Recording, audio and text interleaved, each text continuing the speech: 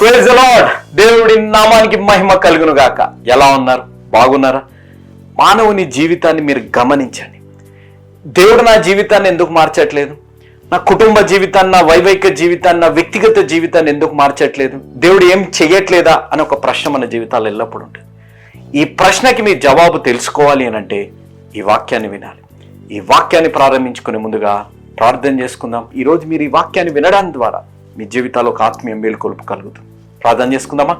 ప్రేమ నమ్మకం కలిగిన మా ప్రియ పరలోకపు తండ్రి, జీవం కలిగిన మా దేవ, ఇచ్చిన అద్భుతమైన సమయాన్ని బట్టి మీకు స్తుతులు స్తోత్రాలు చెల్లించుకుంటున్నాం. ప్రభువా, ఈ వాక్యం మీ ఆత్మ నడిపింపు ద్వారా దయచేయమని మేము వేడుకుంటాం. ఏ ఒక వ్యర్థమైన మాట నేను మాట్లాడకుండా ప్రతి మాట మీకు మహిమార్థంగా ఉండేలాగున సహాయపడండి. యేసు అనుచరులకు అనేక బిడ్డలు వారి ప్రార్థన అవసరతలు పంపించారు తండ్రి. వీటన్నిటిని మీ పరిశుద్ధ పాదాల దగ్గర తీసుకొని వస్తున్నాం తండ్రి. వీటిలో ప్రాముఖ్యంగా ప్రభువా, ఉత్తమ్ కుమార్ గారు వివాహం కొరకే, బత్తుల నాగేశ్వరరావు గారు అనారోగ్యంతో ఉన్నారు, ఆరోగ్యం కొరకే, రాజమోహన్ రావు గారు ప్రభా వారికి ఉన్న పెండింగ్ పెన్షన్ గవర్నమెంట్ నుంచి రావాల్సింది వచ్చేలాగున, సుదర్శన్ బాబు గారు ప్రభా ఆరోగ్యం కొరకే, షీబా సంగీత గారు, ప్రతాప్ గారు కుటుంబం కొరకే, బబిత గారు ఎస్బీఐ ఎగ్జామ్ ఉద్యోగం కొరకే, చంటమ్మ గారి ఆరోగ్యం కొరకే, బిడ్డల యొక్క చదువుల కొరకే, ప్రేమలత గారు ప్రభా మంచి ఆరోగ్యం కొరకే, విజయ్ కుమారి బాయ్ గారు ప్రభా తన బిడ్డల చదువులు, కుటుంబంలో ఉన్న సమస్యల నుంచి విడుదల కొరకే, దీపక్ గారి కుటుంబ సభ్యులు రవి ప్రతాప్ రావు గారు యాక్సిడెంట్ అయింది, మంచి ఆరోగ్యం కొరకే ప్రార్థిస్తున్నాం. అదేవిధంగా సంధ్య గారి ప్రభా తన నూతన గృహం కొరకే మేము ప్రార్థిస్తున్నాం.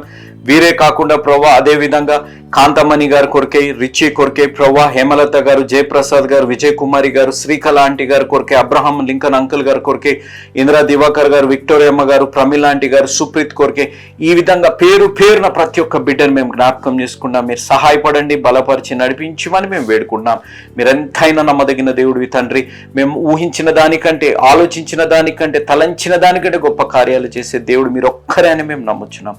కాబట్టి ప్రభా మీ కృపను ఎన్నడూ కూడా మరవకుండా మీ కొరకు జీవించే అనుభవంలోకి నడిపించమని మేము వేడుకుంటాం. అదేవిధంగా ప్రేమ నమ్మకం కలిగిన మా ప్రియ పరలోకపు తండ్రి, జీవం కలిగిన మా దేవ, మా జీవితాలు ప్రభా మీరెంత గొప్పవారు, నాలాంటి వాడిని ఎంచుకున్నారు ప్రభా అనే ఆత్మీయ అనుభవంలోకి నడిపించండి. మీ కృపలో ప్రభా మీ బలమైన దాంట్లో మా జీవితాలు ఏ కొరత లేకుండా మమ్మల్ని నడిపించే దేవుడు ఉన్నారు అనే ఆత్మీయ సత్యంలో నడిపించండి. మా జీవితాలు ఇంకా మేము సజీవులుగా ఉన్నాం. ఎన్ని పాపాలు, ఎంత వేషధారణ జీవితాన్ని జీవించిన సజీవులుగా ఉన్నాము అనంటే అది కేవలం మీ కృప, మీ కనికరమే తండ్రి.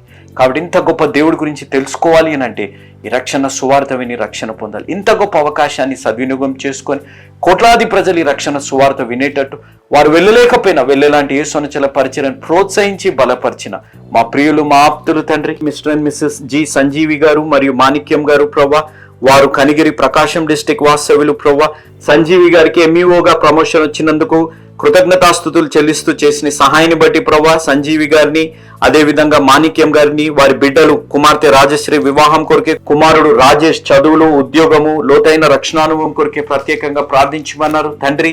ఇలాంటి బిడ్డలు దేవుడు వారి జీవితాల్లో చూపిన కృపని బట్టి, కనికరాన్ని బట్టి, కలిగిన మేలును బట్టి మీకు కృతజ్ఞతాస్తుతులు చెల్లించే మనసును దయచేసినందుకు సంజీవి గారిని, మాణిక్యం గారిని, వారిద్దరు బిడ్డల్ని మీరు దీవించండి. మీ ద్వారా ప్రేరేపింపబడి కృతజ్ఞతాస్తుతులు చెల్లించి కార్యక్రమానికి సహాయం చేయడం ద్వారా ఈరోజు ఎవరైతే ఈ వాక్యం వింటున్నారో వారు రక్షణ పొందే అవకాశాన్ని దయచేసినందుకు వారికి, ఈ వాక్యం వింటున్న ప్రతి బిడ్డకి, ఈ కుటుంబానికి తండ్రి మీ ద్వారా ప్రేరేపింపబడి ఇస్తున్న వాగ్దానము ప్రవ్వా, యెహోవా నీవు చెప్పిన మాట చెప్పున చేసేదను, నీ మీద నాకు కటాక్షం కలిగినదని తండ్రి. కుటుంబంపై, వాక్యం వింటున్న ప్రతి బిడ్డపై మీ కటాక్షం కలిగిందని మేము నమ్ముచున్నాము తండ్రి.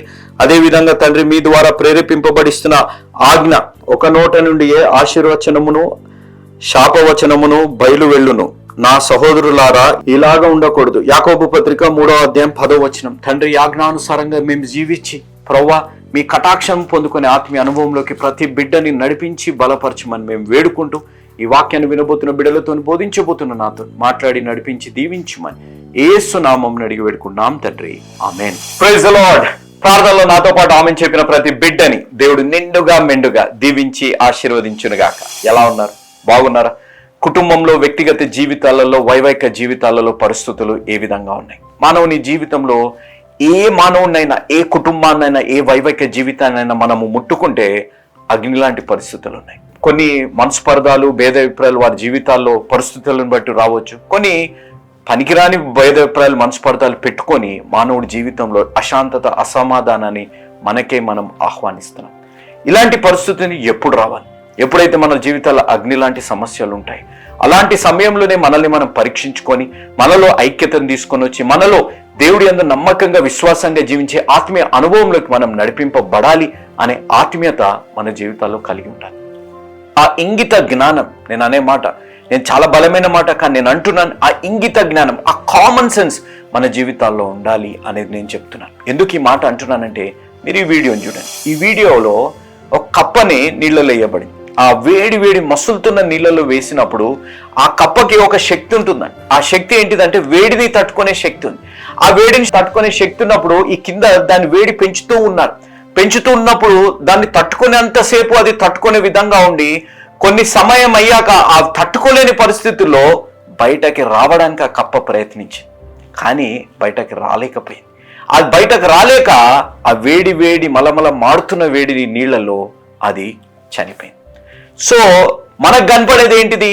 ఎందుకు ఈ కప్ప చనిపోయిందంటే వేడి నీళ్ళలో పడ్డది కాబట్టి చనిపోయింది అనే మాట.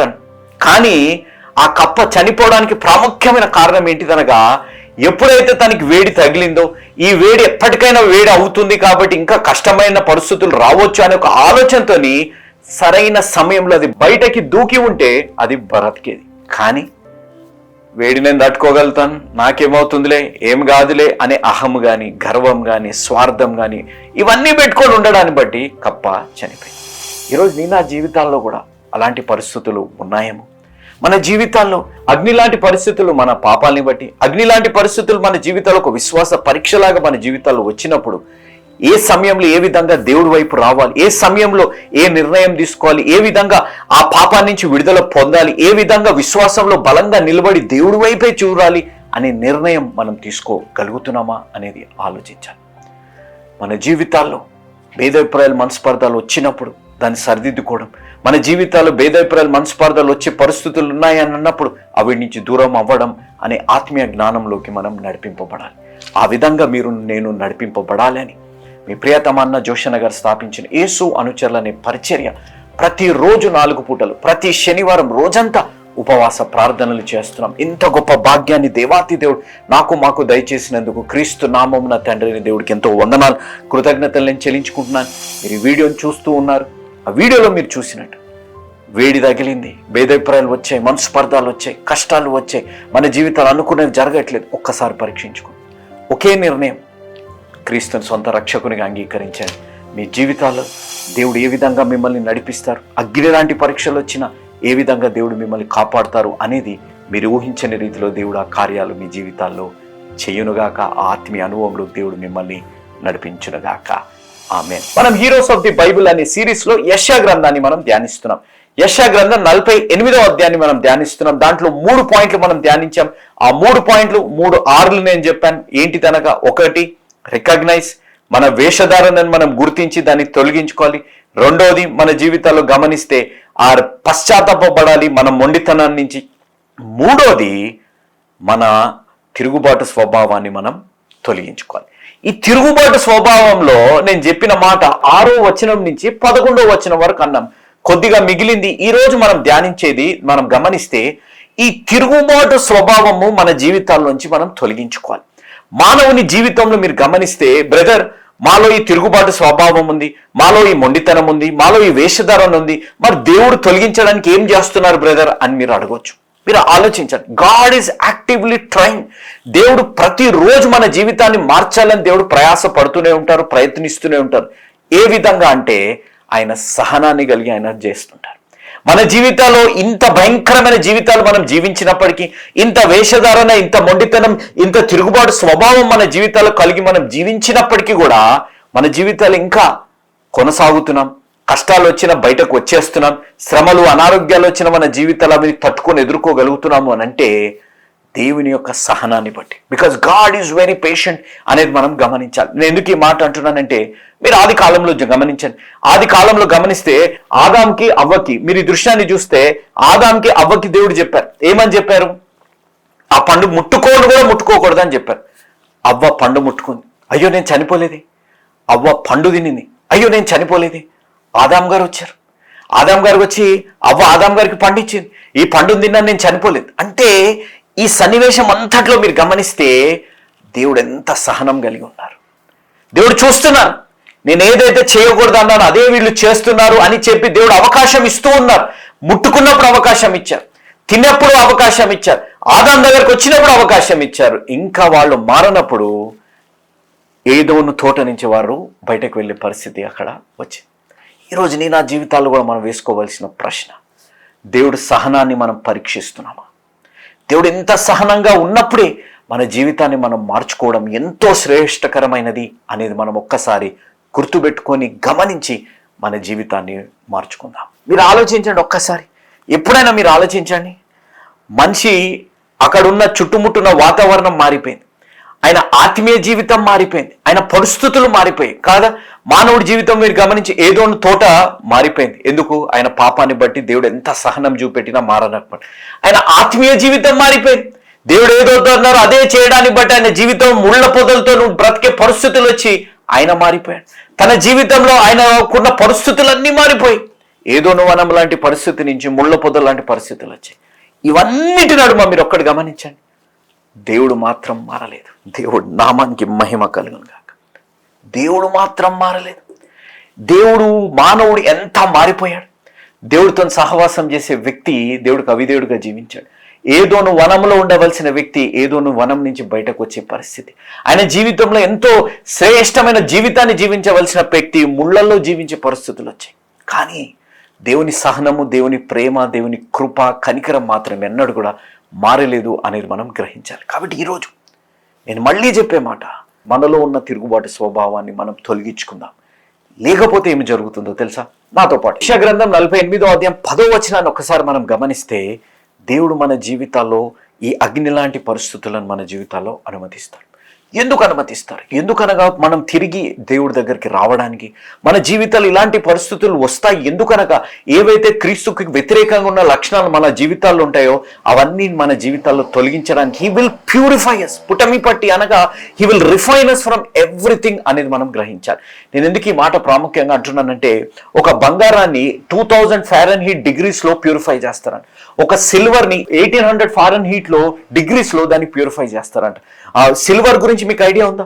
పాత కాలంలో సిల్వర్ అనేది విలువ ఎక్కువ ఉంటుంది. ఆ సిల్వర్, ప్యూరిఫైడ్ సిల్వర్ అనేది ఎలా తెలుస్తుందంటే, ఎప్పుడైతే మన ముఖము ఆ వెండిపై కనపడుతుందో అది that is the purest form అని అర్థం. మలాకీ గ్రంథంలో కూడా ఆ మాట రాయబడింది. కాబట్టి మన లైఫ్లో కూడా ఎప్పుడైతే క్రీస్తుకు వ్యతిరేకున్న లక్షణాలన్నీ మన జీవితాల్లోంచి తొలగిపోతాయో, క్రీస్తు మన జీవితాల్లో కనపడతారో, అప్పుడు మనం పరిశుద్ధులుగా ఉన్నట్టు అనేది మనం గ్రహించాలి. కాబట్టి ఈరోజు నేను చెప్పే మాట, తమ్ముడు, చెల్లెమ, అక్కయ్య, అన్నయ్య, నీ నా జీవితాల్లో అగ్ని లాంటి పరిస్థితులు ఎందుకు వస్తున్నాయి? మనలో క్రీస్తుకు వ్యతిరేకంగా ఉన్న లక్షణాలు ఉన్నాయి. అగ్ని లాంటి పరిస్థితులు ఎందుకు వస్తున్నాయి? మనం తిరిగి దేవుడి దగ్గరికి వెళ్ళడానికి, దేవుడి దగ్గరకు ఉండడానికి అనేది మనం గ్రహించాలి. వీటిలో మీరు ఒక ప్రశ్న రావచ్చు, బ్రదర్ అగ్ని లాంటి పరిస్థితులు వస్తున్నాయి దేని కొరకు బ్రదర్? ఎందుకనగా ఒక సర్వే చేస్తే ఏమి తేలింది అనగా, ఎక్కువ మంది ఆత్మీయంగా ఎప్పుడు జీవిస్తారు, ఎక్కువ మంది దేవుడి దగ్గర సన్నిధిలో ఎక్కువగా సమయం గడుపుతారు, ఎక్కువ మందికి దేవుడి దయందు భయభక్తులు ఎప్పుడు కలుగుతాయంటే వారి జీవితాలు అగ్ని లాంటి పరిస్థితులు ఉన్నప్పుడే వారు ఎక్కువగా ఆత్మీయంగా జీవించడం ప్రారంభిస్తారట. కాబట్టి ఈరోజు నీ నా జీవితాల్లో నేను చెప్పే మాట, తమ్ముడు, చెల్లెమ్మ, అక్కయ్య, అన్నయ్య, అగ్ని లాంటి పరిస్థితుల్లో ఉన్నారు. మీ హృదయం తట్టుకోలేని బాధ మీ జీవితాల్లో ఉందా? మీ హృదయంలో చెప్పుకోలేని బాధలు మీ జీవితాల్లో ఉన్నాయి. కొంతమంది నేను జీవితాల్లో నేను గమనిస్తే వారి ఆవభావాలు వారి ముఖాన్ని చూస్తే అర్థమైపోతుంది, చెప్పుకోలేకపోతున్నారు, పంచుకోలేకపోతున్నారు. వారి జీవితాలు కొన్ని వారు అర్థం చేసుకోలేని వారు ఉన్నారు. వారి జీవితాల్లో వారి ప్రేమ ఎంత చెప్పినా, ఎన్ని క్రియలలో చూపెట్టినా వారు అర్థం చేసుకోలేని వారు వారి జీవితాల్లో ఉన్నారు. కానీ తమ్ముడు, చెల్లెమ, అక్కయ్య, అన్నయ్య, అంకుల్ లాంటి దేవుడు చూస్తున్నారు. దేవుడు చూస్తున్నారు. నీ జీవితంలో దేవుడు నీ తోడై ఉండి అగ్ని లాంటి పరిస్థితుల నుంచి నేను బయటకి తెచ్చి దేవుడు ఉన్నారు అనేది మనం గ్రహించాలి. నేను ఎందుకు ఈ మాట అంటున్నానంటే, చాలా మంది జీవితాల్లో ఉన్న ఒక ప్రశ్న ఏంటిదంటే, బ్రదర్ అగ్ని లాంటి పరిస్థితులు అనుమతించారు కానీ మా తోడు ఆ అగ్ని లాంటి పరిస్థితుల్లో సొంత వారే ఉండరు బ్రదర్, ఎలా అని చెప్పి మీరు అడగొచ్చు. కానీ నేను చెప్పే మాట మీరు గమనిస్తే, ఈ 10వ వచనం 11వ వచనం నుంచి మీరు గమనిస్తే, ఈ అగ్ని లాంటి పరిస్థితులు మన జీవితాల్లో ఉన్నప్పుడు ఎవ్వరు ఉండరు, సొంత వారు కూడా మన జీవితాల్లో ఉండరు. కానీ దేవుడు నీ తోడై ఉంటారు. ఆ దేవుడు ఎన్నడూ కూడా నిన్ను వదిలే దేవుడు కాదు. ఎందుకు ఈ మాట అంటున్నానంటే, ఒక్కసారి 11వ వచనం గమనిద్దాం. ఎవరి నిమిత్తము? నా నిమిత్తము ఇదంతా దేవుడు అనుమతిచ్చేది మనం పరిశుద్ధపరచబడాలి, మన జీవితాలు దేవుడికి మహిమార్థంగా ఉండాలి. దేవుడు ఇవన్నీ చేసేది ఆయన నిమిత్తము, ఆయన మహిమపరచబడాలి, నీ జీవితాలు పరిశుద్ధపరచబడాలి. ఆయన ఎంతగా నిన్ను ప్రేమించి నీ జీవితాలు ఆయనకి మహిమార్థంగా ఉండాలని, నీ క్షేమాన్ని కోరుకునే దేవుడు నీ అగ్ని లాంటి పరిస్థితుల్లో నీ తోడుండాలని కోరుకునే దేవుడు. కానీ మానవుని జీవితంలో మీరు ఆలోచిస్తే పేరుకి క్రైస్తవులుగా బ్రతుకుతుంటాం కదా, పేరుకి క్రైస్తవులుగా బ్రతికి మన జీవితాల్లో ఇన్ కేస్ అనే మాట ఉంటుంది కదా, దేవుడినైతే నమ్ముతున్నామండి కానీ మేము లోకరితమైనవి కూడా చేస్తున్నాం. క్రైస్తవ్యానికి ఈ రోజుల్లో ఉన్న దౌర్భాగ్యం ఏంటిదో తెలుసా? నేను చెప్పే మాట నేను ప్రతి విశ్వాసికి చెప్తున్న మాట, నేను చిన్నవాడిని అవ్వచ్చు, మీరు నన్ను ఏమనుకున్నా కానీ నేను చెప్పే మాట, క్రైస్తవుడికి పడ్డ దౌర్భాగ్యం ఏంటిదనగా యేసు అనే మాట చెప్పుకుంటూ లోకరితమైనవన్నీ మనం చేస్తున్నాం. యేసు అనే మాట చెప్తున్నాం, యేసు నామమున అని చెప్పుకుంటూ లోకరితమైన అన్నీ చేస్తున్నాం. అట్టుపండు తింటే స్వస్థతలు కలగడాలు, యాపిల్ తింటే అద్భుతాలు జరగడాలు, మైక్లో పట్టుకొని టచ్ అనగానే పడిపోవడాలు, ఇవి జరగవాలి. ఏది జరగాలన్నా దేవుడి కృప, దేవుడి చిత్తమే జరుగుతుంది. నేను కొన్ని ఇన్స్టాగ్రామ్లో షార్ట్స్ కానీ వీడియోస్ కానీ యూట్యూబ్లో చూస్తుంటే అన్యులు, హైందవ సహోదరులు అనే మాట ఇవి చేసేవారందరిని చూసి ఎందుకురా క్రీస్తు నామాన్ని అవమానపరుచున్నారు, క్రీస్తు బిడ్డలుగా ఉన్నవారు ఎందుకు ఇలాంటి వారిని మీరు వెంబడిస్తున్నారని వాళ్ళు హెచ్చరిస్తున్నారు. క్రైస్తవుల్ని వాళ్ళు హెచ్చరిస్తున్నారు. క్రీస్తు నామానికి అపకీర్తి కలుగుతుందని వాళ్ళు బాధపడుతున్నారు. మనము ఆలోచించాలి. శ్రమలు వస్తాయి, అగ్ని లాంటి పరిస్థితులు వస్తాయి, అనారోగ్యం మన జీవితాల్లో వస్తుంది, ఆర్థిక ఇబ్బందులు మన జీవితాల్లో వస్తాయి. ఇవన్నీ వచ్చినప్పుడు మన జీవితాల్లో స్వస్థతలు చేసేవారు, అద్భుతాలు చేసేవారు, యాపిల్ పండ్లు తినండి, అట్టు పండ్లు తినండి, ఇవి తినేవారి దగ్గర కాదు దేవుడు ఇవన్నీ అనుమతిచ్చింది వెళ్ళడానికి. దేవుడు అనుమతిచ్చింది దేవుడి దగ్గరికి రావడానికి. దేవుడు అనుమతిచ్చింది మనలో క్రీస్తుకు వ్యతిరేకంగా ఉన్న లక్షణాలన్నీ తొలగించడానికి. ఇవన్నిటి దేవుడు అనుమతించాడు. కానీ మన జీవితాల్లో శ్రమలు వచ్చాయి, మన జీవితాల్లో అనారోగ్యం వచ్చిందంటే అటుపండు పంచేటోళ్ళ దగ్గర, యాపిల్ పంచేటోళ్ళ దగ్గర, లేకపోతే టచ్ అనేటోళ్ళ దగ్గర వెళ్తే ఏమి కుదరదు. ఎంత దౌర్భాగ్యం అంటే, ఫైబ్రాయిడ్స్ అంటే ఎక్కడుంటాయో ఎవరికి వస్తే కూడా తెలుసో తెలీదో కానీ ఫైబ్రాయిడ్స్ తొలగిపోవును గాక. లేకపోతే రాయి ఉంది, కిడ్నీలో రాయి ఉంది, టచ్ అనగానే కిడ్నీలో రాయి పడిపోయినట్టుందండి అని ఎలా పడుతుంది మీరు చెప్పండి నాకు. స్కానింగ్లలోనే కొన్ని రాయిలు కనపడవు. ఎస్, దేవుడి నామంలో గొప్పతనం ఉంది, దేవుడు అద్భుతాలు ఆశ్చర్యకారు ఊహించిన రీతిలో చేయగలుగుతారు. అది దేవుడే చేయగలుగుతారు. ఆ యేసు యందు నీ విశ్వాసం బలంగా ఉండాలి. నువ్వు దేవుడి వైపు తిరగాలి. ఈ అగ్ని లాంటి పరీక్షలలో, అనారోగ్యాలలో దేవుడి వైపు చూడాలి కానీ మనుషుల వైపు చూసి ప్రార్థన చేయగానే తొలగిపోయిందని అంటే ఎంత దౌర్భాగ్యం అండి. బ్రదర్, క్రైస్తవులు అంటే అన్య మతస్థుల్లో కూడా ఉన్నారు. నేను మొన్న ఒక వీడియోని చూస్తున్నాను, నీకేదో కడుపు నొప్పి వస్తుందంటే ఆయన హైందవ మత పెద్ద టచ్ అని ఆయన కూడా అంటున్నాడు. టచ్ అని అంటే ఉఫ్ అంటున్నాడు ఆయన మైక్లో. ఉఫ్ అనగానే ఇప్పుడు చూసుకో అంటుంటే అయ్యో నొప్పి పోయిందండి అని అంటున్నారు. అక్కడ అదే జరుగుతుంది, ఇక్కడ అదే జరుగుతుంది. కానీ దేవుడు అంటున్నమాట, మీరు నా దగ్గరికి తిరిగి రావాలి. మీలో ఉన్న వేషధారణ, మనలో ఉన్న వేషధారణ, మనలో ఉన్న మొండితనం, మనలో ఉన్న ఆ తిరుగుబాటు స్వభావాన్ని తొలగించడానికే దేవుడు ఈ అగ్ని లాంటి పరీక్షలు అనుమతించారు. ఎందుకు? ఆయన కోసం. ఆయన బిడ్డలుగా మనం ఉన్నాము కాబట్టి ఆయన కోసము నా బిడ్డలు పాడైపోకూడదు, అగ్నిలో కాలిపోకూడదు అని చెప్పి దేవుడు ఆ అగ్ని లాంటి పరీక్షలో ఉంచి మనల్ని పరిశుద్ధపరిచి ఆయన నామానికి మహిమ తెచ్చే విధంగా మనల్ని తీర్చిదిద్ది చెయ్యాలని దేవుడు ఆశ కలిగి ఉన్నామా? అర్థమన్నా చేసుకుంటున్నామా? ఒక్కసారి ఆలోచన. కాబట్టి క్రీస్తు అని చెప్పేసి తర్వాత అన్నీ చేయడము సరైనది కాదు అనేది గమనించాలి. ఈరోజు మనం ఇంకొక పాయింట్ ధ్యానించేది, మొట్టమొదటి నేను చెప్పిన మాట, realise our hypocrisy, repent from stubbornness, remove our rebelliousness. Fourth point నేను చెప్పే మాట, రిమెంబర్ హిస్ మెర్సీ. ఆయన కృపని మనం జ్ఞాపకం చేసుకోవాలి. యెషయా గ్రంథం 48వ అధ్యాయం 12వ వచనం నుంచి 14వ వచనం వరకు మీరు గమనించండి. ఈ 12వ వచనంలో గమనిస్తే దేవుడి యొక్క గొప్పతనం రాయబడింది కదా. అల్ఫయు ఒమేగా అనేది ఆయన అంతంత గొప్ప దేవుడు ఎక్కడ లేరు అనేది ఇక్కడ మనం గమనించినప్పటికీ, చదువుతున్నప్పటికీ ఆయన మనలాంటి వారిని ఎంచుకున్నారు.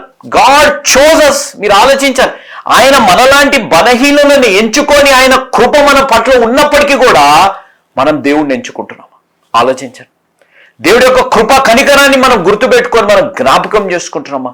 ఆలోచించండి. నేను ఎందుకు ఈ మాట అంటున్నానంటే, ఈ యెషయా గ్రంథాన్ని అంతా మీరు గమనిస్తే 150 సంవత్సరాల తర్వాత జరగబోయే దాన్ని ప్రవచిస్తున్నారు. ఈ ప్రవచనంలో మీరు గమనిస్తే కోరేష్ అనే వ్యక్తి ఎవరు ఆధీనంలో ఉన్నారు?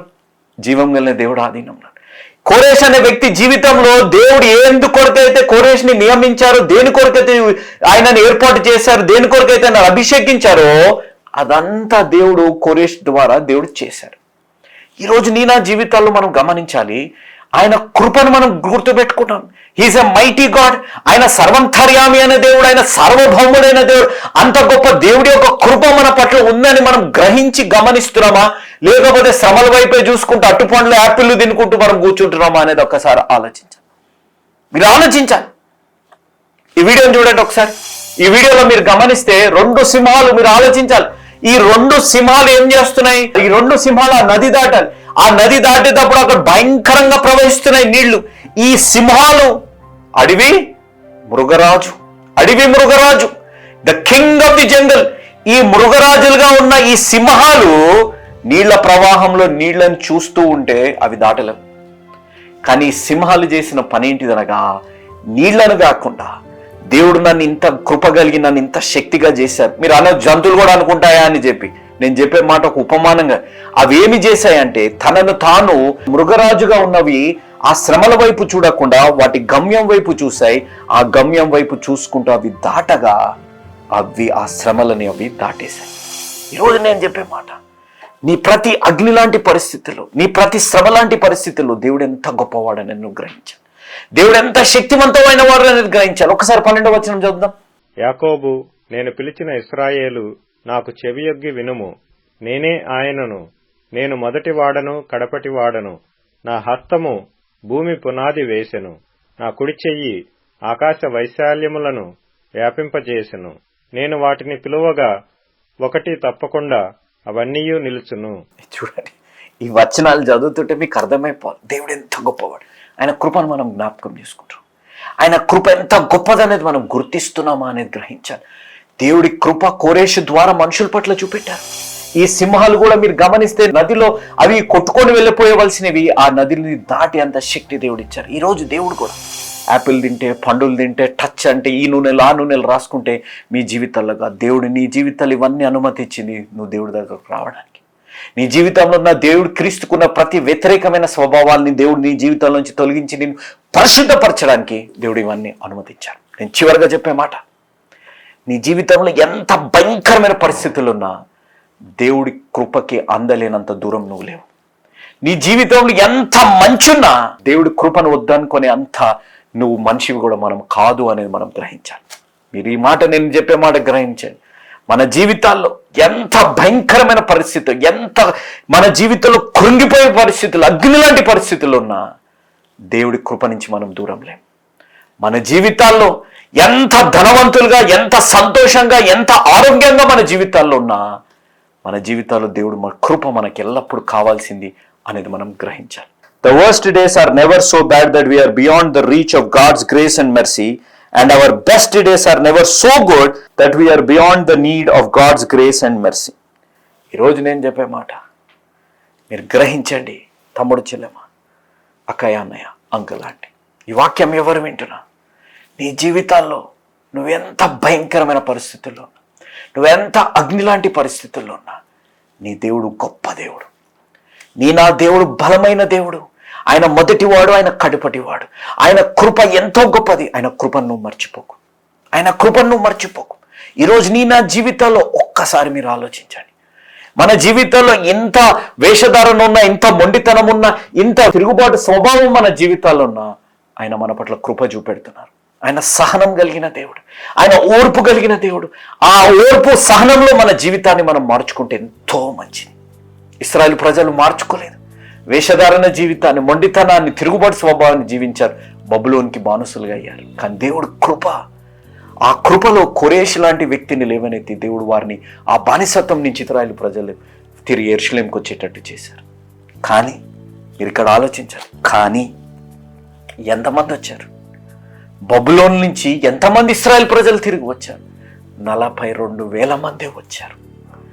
ఒకవైపు క్రీస్తు నామం అంటున్నారు, ఇంకొక వైపు లోకరితమైన జీవితాన్ని వారు జీవిస్తున్నారు. ఒకవైపు క్రీస్తు నామమనే అంటున్నారు, ఇంకొక వైపు కంఫర్ట్ జోన్లో ఉన్నారు. బబులోన్లో బాగుంది కదా, అన్ని చేయొచ్చు, అన్ని ఎంజాయ్ చేయొచ్చు, అన్ని జరిగిపోతున్నాయి కదా అనే విధంగా ఉన్నారు. కానీ అగ్ని లాంటి పరీక్ష మన జీవితాల్లో రాకమునిపే తమ్ముడు, చెల్లెమ్మ, అక్కయ్య, అన్నయ్య, అంకల్ లాంటి నేను బ్రతిమలాడి, యవ్వన కాలంలో ఉన్న మీరు, నేను బ్రతిమలాడి, మీరు ఒక్కసారి ఆలోచించి అగ్ని లాంటి పరీక్షలు రాకమునిపే దేవుడి వైపు మనం తిరుగుతాం. మన జీవితాల్లో మనం తట్టుకోలేనిది, ఓర్చుకోలేని పరిస్థితులు మన జీవితాల్లో రాకమునిపై మన జీవితాల్లో క్రీస్తుకు వ్యతిరేకంగా ఉన్నవన్నిటిని మనం తొలగించుకుందాం. లేకపోతే ఈ అగ్ని లాంటి పరీక్షలు మన జీవితాల్లో క్రీస్తుకు వ్యతిరేకంగా ఉన్న తొలగించే అంత విధంగా ఉంటాయి అనేది గమనించాలి. అగ్ని లాంటి పరీక్షలలో ఎవరిని తోడున్నా లేకపోయినా నువ్వు గుర్తుపెట్టుకో, ఈరోజు నువ్వు అగ్ని లాంటి పరిస్థితుల్లో ఉన్నావు. You might be facing A breakup today. ఈరోజు నీ జీవితం విరిగి నలిగిపోయిందేమో. ప్రేమించిన వారు మోసం చేసిన పరిస్థితుల్లో నా అనుకున్న వారే నేను ఈరోజు బాధ పెట్టారేమో. నా అనుకున్న వారు ఈరోజు నీ మాట వినని పరిస్థితుల్లో ఉన్నారేమో. కానీ నా అనుకున్న వారు దూరమైనా నా అనుకున్న దేవుడు నీ చేయి వదిలే దేవుడు కాదు. దేవుడు నామానికి మహిమ కలుగు. ఎందుకనగా ఆయన నిన్ను ఇంతగా ప్రేమిస్తున్నారు. నీ జీవితం పరిశుద్ధపరచబడాలి, నీ జీవితం దేవుడికి మహిమార్థంగా ఉండాలని ఆయన ఈరోజు నీ పట్ల కృప చూపెడుతున్నాడు. నువ్వెంత బాధాకరమైన పరిస్థితుల్లో ఉన్నా, నీ జీవితంలో ఎంత చెడుకరమైన పరిస్థితుల్లో, నువ్వెంత కృంగిపోయి ఎంత నష్టపోయి ఉన్నా ఆయన కృపకి నువ్వు దూరం లేవు. నీ జీవితంలో ఎంత సంతోషం, ఎంత ఆరోగ్యం అన్నా ఆయన కృప లేనిదే నువ్వు నేను బ్రతకలేవు. ఈ మాటను మీరు గుర్తుపెట్టుకోండి.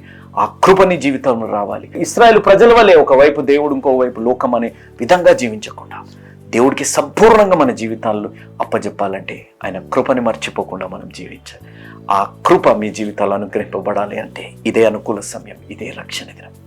ఉన్న పాటున ఉన్న చోట మన పాపాలు మనం ఒప్పుకోగలిగితే, దేవుని సొంత రక్షకునిగా మనం అంగీకరించగలిగితే ఆ కృపా కనికరమైన చిత్తం, ఆ చిత్తంలో ఈరోజు నువ్వు సజీవుడుగా ఉన్నావు కాబట్టి దేవుడి వైపు రండి.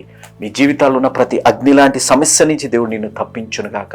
అగ్ని లాంటి సమస్యలను లోకం వైపు కాకుండా దేవుడి వైపు చూసి క్రీస్తుకు వ్యతిరేకంగా ఉన్న ప్రతి లక్షణాలు దేవుడు నీ జీవితాల్లో నుంచి తొలగించునుగాక. అగ్ని లాంటి పరిస్థితుల్లో నా అనుకున్న వారిని వదిలేసిన నా కుమారుడు, నా కుమార్తె అనుకున్న దేవుడు నీ తోడున్నారనే ఆత్మీయ అనుభవంలోకి నువ్వు నడిపింపబడునుగాక. ఆ కార్యం జరగాలంటే ఈరోజే ఒక నిజమైన యేసు అనుచరుడుగా మారాలి. ఎందుకనగా యేసు మార్చేది జీవితాలు, మతాలు కాదు అనేది మీరెవ్వరూ మరవదు. ముగించుకునే ముందు ప్రార్థన చేసుకుని ముగించుకుందాం. ప్రేమ నమ్మకం కలిగిన మా ప్రియ పరలోకపు తండ్రి, ప్రభువా, మీ కృపలో అనుదినం మమ్మల్ని జ్ఞాపకం చేసుకుంటూ ఈరోజు ఈ వాక్యం విన్న బిడ్డల పట్ల మీరు చూపెట్టిన సహనాన్ని బట్టి ఎవరైతే రక్షణ తీర్మానం తీసుకున్నారో వారు ఆలస్యం చేయకుండా మీ యందు నమ్మకంగా, విశ్వాసంగా జీవించే అనుభవంలోకి నడిపించుమని యేసు నామం అడిగి వేడుకున్నాం తండ్రి. ఆమెన్. మళ్ళీ కలుసుకునేంత వరకు దేవుడు మిమ్మల్ని కాచి కాపాడునుగాక. ఆమేన్. Praise the Lord. మీ ముందుకు రావడానికి ఒక ప్రాముఖ్యమైన కారణం, మేము ఈ టీవీ పరిచర్యని ఎందుకు ప్రారంభించాం, ప్రాముఖ్యంగా తండ్రి అయిన నాన్నగారు, కీర్తిశేషులైన నాన్నగారు జోష్ అన్నగారు ఎందుకు ప్రారంభించారు అనేది వారి మాటల్లోనే విందాం. ఈ కార్యక్రమాన్ని నిర్వహించడానికి నేను ఎంతో ధైర్యం చేశాను అనే విషయాన్ని జ్ఞాపకం చేస్తున్నాను. డబ్బుండి కార్యక్రమాన్ని ప్రారంభించలేదు. నన్ను రక్షించి ఇంతవరకు పిలిచిన ప్రభు ఉన్నారు అని, తదుపరి విశ్వాసులైన మీరు ఉన్నారు అనే ధైర్యంతో ఈ కార్యక్రమాన్ని కొనసాగిస్తున్నాం. విన్నారు కదా, నాన్నగారు ఏ ధైర్యమైతే వారు చేసి టీవీ కార్యక్రమాలని ప్రారంభించారు, మన రక్షకుడైన యేసు ఉన్నారని, విశ్వాసులైన మీరు ఉన్నారనే ధైర్యంతోనే ఈ టీవీ కార్యక్రమాలని మేము కొనసాగిస్తున్నాం గత సంవత్సరాలుగా. ఇక ముందు కూడా మేము కొనసాగించాలి అని అంటే మీలో విశ్వాసులైన మీరు, ప్రేరేపింపబడ్డవారు మీరు, వచనం వెంబడి వచ్చిన ధ్యానాలు జోషన్న గారివి, పాయింట్ వైజ్ ధ్యానాలు జాన్ స్పర్జన్ గారివి, హీరోస్ ఆఫ్ ది బైబిల్ అనే సిరీస్ ధ్యానాలు భక్త్ సింగ్ నావి కొనసాగేటట్టు మీరు ప్రేరేపింపబడితే, మీరు సహాయం చేసి మీరు నేరుగా నాతోని మాట్లాడవచ్చు. నాతో మాట్లాడి మాకు సహాయం చేయాలనేది నా మనవి. కాబట్టి మీరందరూ ఏ భారమైతే, సేవా భారమైతే నాన్నగారు గత 40 సంవత్సరాలుగా ముందుకు కొనసాగించారు, ఇప్పుడు యవనస్తులమైన మా అన్నగారు జాన్ స్పర్జన్ గారు మాపై ఉంది. కాబట్టి మీరు కూడా ఏ విధంగా నాన్నగారిని అయితే ప్రోత్సహించారు, నాన్నగారిని ఆదరించారు, మమ్మల్ని కూడా ఆ విధంగానే ప్రోత్సహించి ఆదరిస్తారని నమ్ముచు సెలవు తీసుకుంటున్నాను. దేవుడు మిమ్మల్ని దీవించి ఆశీర్వదించునుగాక. ఆమేన్.